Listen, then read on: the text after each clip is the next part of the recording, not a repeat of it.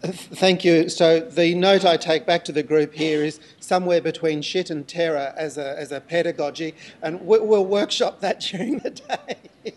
Hasn't that always been true for the arts, though? We live somewhere between shit and terror. I have to confess that you threw me straight back to the mid-70s and my first few weeks at art school, so thank you for that. We've got about 5 minutes left, Eric. There are two other issues that I'm especially interested in, but probably the more important one for the moment is a follow-on from your last points. Pretty much the programs that we run and the way in which you've been speaking suggests that the orientation is about creating artists first and foremost.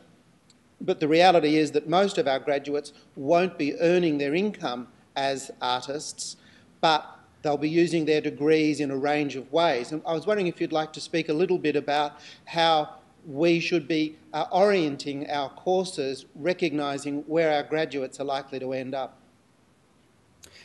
Happy to give you my opinion on this, and I just want to note this is my opinion, and this doesn't represent anything I could describe as a trend in the U.S.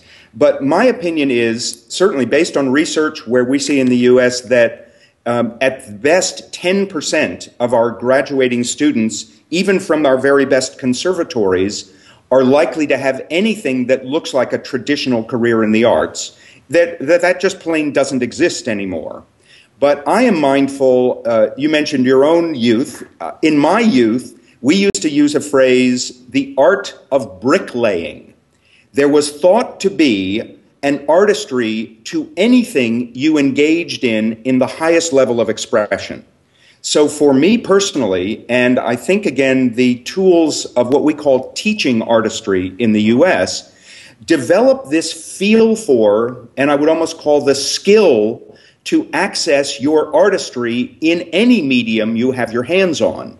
And I think the degree to which we graduate students that feel they can only be expressive, they can only find satisfaction in making stuff they care about, and that's, by the way, my default definition of art, is make stuff you care about. If they believe they can only make stuff they care about in the particular discipline in which they trained, we've done a hideous disservice to their lives.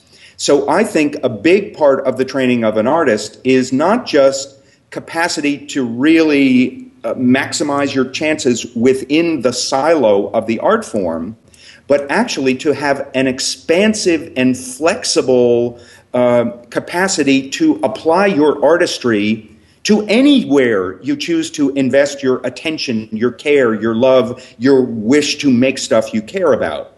I don't think our pedagogy is very well focused on that. In my experience, a lot of studio faculty think they do this, and when I talk to the students, they say absolutely they do not do that. That often faculty think by speaking grandly about their own wonderful lives and how they love going to museums and all the great things they've done, they think they have developed these capacities in young people, and they haven't. It's a different set of skills that enable a young person to pour her artistry into any medium and begin to know how to find satisfaction within it, rather than feel life is good when they're able to engage in their art form, and life is less than good when they're forced to do the other jobs.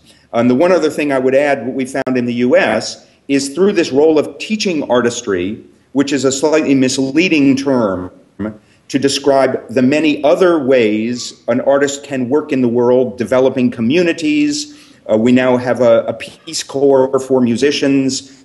All the other ways make it possible to live a life in and around your art form, even if it isn't exactly a progression of jobs that looks like a standard career.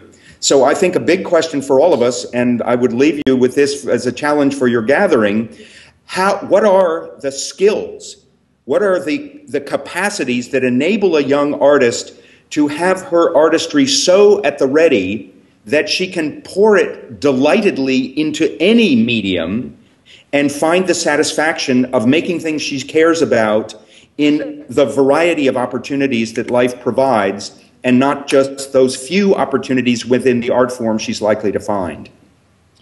Eric, thank you very, very much.